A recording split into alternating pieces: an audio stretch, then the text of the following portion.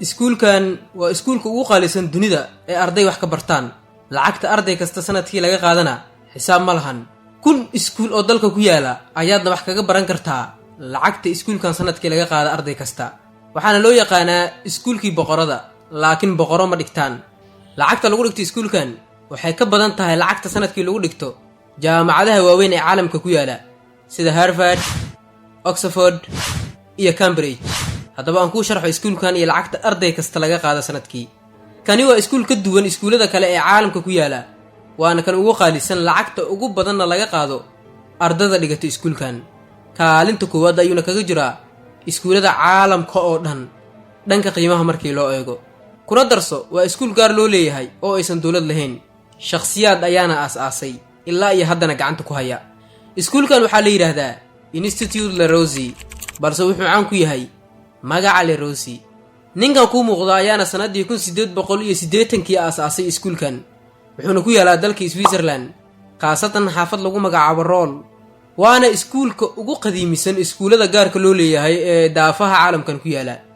iskuulkan wuxuu leeyahay xarun weyn, si wanaagsanna loo dhisay, jiif, cunto 3 waqti leh iyo wax walba oo qof dhalinyaro u baahan yahay ayaa ku diyaarsan xarunta iskuulkan. waxbarasho jadwal maalmeedka iskuulkan waa mid cajiib ah, jawi ah, buuq iyo dhibaatana aanan lahayn.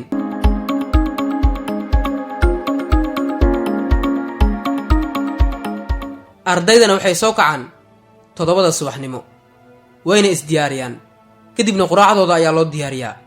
dhammaan ardaydana si wada jira ayay ku quraacdaan. kadib markay quraacda ay dhammaystaan 8 subaxnimo ilaa 12 iyo 20 daqiiqo ee duhurnimo, ardayda 6 xiiso ayay qaataan si maalinla ah.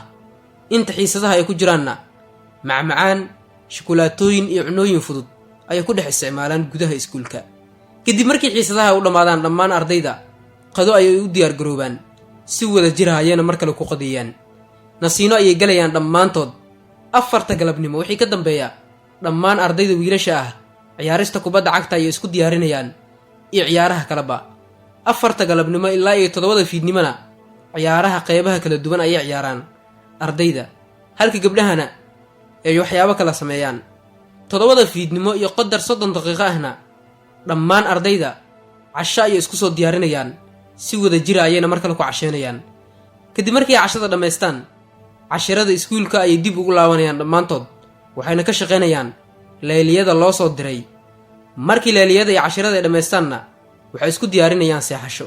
nasiino habeenkii ah ayayna qaadanayaan dhammaantood. jadwal maalmeedka iskuulkanna waa sidan. qiimaha lagu dhigto iskuulkan waa mid ka tiro badan kana qaalisan iskuul kasta oo gaar loo leeyahay iyo mid guudba. sidoo kale wuxuu ka qaalisan yahay jaamacado waaweyn oo caalamka ku yaala. lacagta arday kasta laga qaadana waa $136,000, waxaana ardayda u sii dheer lacag kale oo dheeraad ah oo laga qaado, sida lacagaha ciyaaraha ay ciyaaraan iyo lacag kale oo waajib ku ah inuu bixiyo arday kasta ee dhigta Institute Le Rosey. iskuulkan halku dhiga iskuulkan waa School for Life, oo ah iskuulka nolosha. waana iskuulka ugu sareeya iskuulada gaarka loo leeyahay iyo kuwa danta guudba ee ku yaala dalka Switzerland iyo daafaha adduunyanahan.